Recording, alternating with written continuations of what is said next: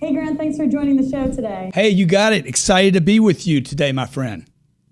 All right, so there's a lot of talk about who should answer the phone. Should it be a sales member or a BDC? What member should be answering the phone and why?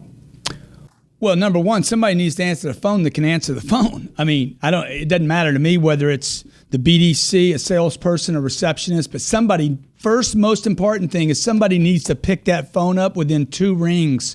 You must be urgent to serve the clientele. Speed is power, and speed is confidence, and speed is certainty. So you guys, car dealerships that are letting this phone ring 3 and 4 and 5 times, by the way, that is a common occurrence. Number one, most important, you need to find out who's available to pick that phone up in that first ring. Yeah, that's great. In your opinion, do all salespeople need to be outgoing? What about those who maybe are a little more introverted? Well, I don't think, when I'm receiving a call, the introversion is probably better, but I do need to open that call with a little bit of excitement. Like, hey, thank you for calling. What can I get you information on? So at that point, I'm not trying to be interesting as an extrovert would try to be.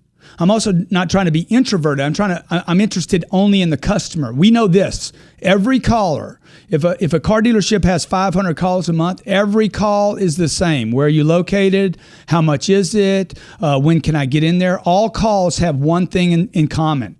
Information. I am seeking data or information. Do you have that car? How much is that car? How much is it for an oil change? Where are you located? What are your hours? All calls have one thing in common, no matter where you are: information. So if you could just open with interest in the customer, hey, thank you for calling. What can I get you information in? That would be agreeing that every car dealership, whether they're selling used cars or Rolls Royce, could use and be appropriate to a customer. In a recent Entrepreneur article, we saw that you wrote about the biggest mistake that salespeople are making. What is it and why, and how can we fix this? Well, there's so many, man, you're covering a lot of information in this one thing, but there's so many mistakes salespeople make. I think you need to get down to like the main ones, but you're not selling the solution. I mean, even before that, though, I would say, Corinne, is the biggest mistake. People are not excited. They're not alive.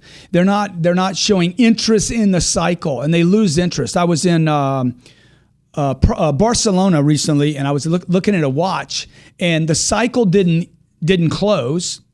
I could have bought the watch. I was qualified to buy the watch. I'm the one that walked myself in the shop on my vacation to look at the watch. I knew exactly the watch I was looking for.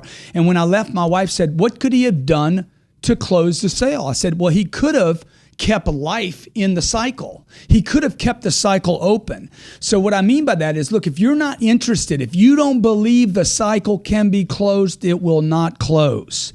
So the number one mistake I think salespeople, managers, and the store makes is they assume a close can't be had that day. I go into every cycle, every sales cycle with every prospect, every phone call, no matter how complex the sale is or how simple it is, with the belief that I can sell that product that day, this time, now. Mm-hmm. So what would you say, Grant, are the top 3 reasons that dealers and advisors don't make a bigger commitment to sales and management training? I think because it doesn't work for them, okay? I'm writing an article right now on LinkedIn about why sales training doesn't work. It doesn't work because you don't do it every day.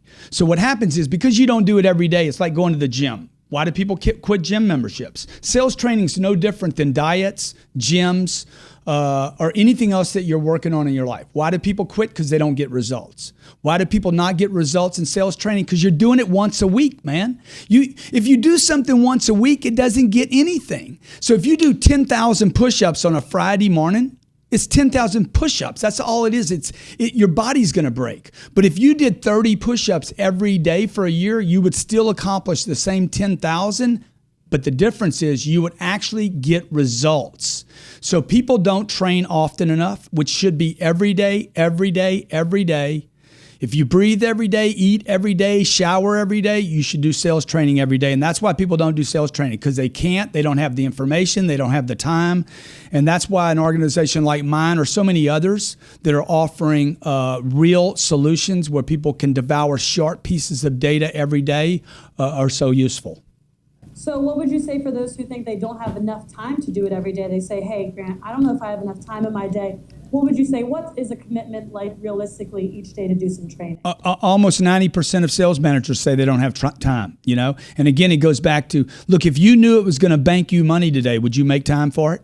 Yep. So they would make time for it because they make time for the things that make them money. If you have a customer, hopefully, if you have a customer and you're working a deal with that customer and you got a hamburger in front of you, hopefully you're going to push the hamburger aside and work that deal because the priority is to make money. In the same conversation, that sales manager does not believe that sales training converts to ROI or money, so he doesn't make the time for it. When you say you don't have time, the truth is you're saying I'm not making it a priority because I don't think it makes me money. Right. All right, so we talk a lot here about the front end of sales, but what about the back end? What sales skills do service advisors need to have? You know, I think I posted an article with you guys yesterday, the 20 tips for sales and service and parts. And those things are very common denominators to any sales organization. But look, you got to make a commitment to service. You got to make a commitment to like, hey, I have a target. I know that when we don't achieve targets here in my office, the first thing I ask, regardless, the internet department, if it's my accounting department on collections or it's my sales department, I'm going to ask a question. What is the target? No target results in no sales.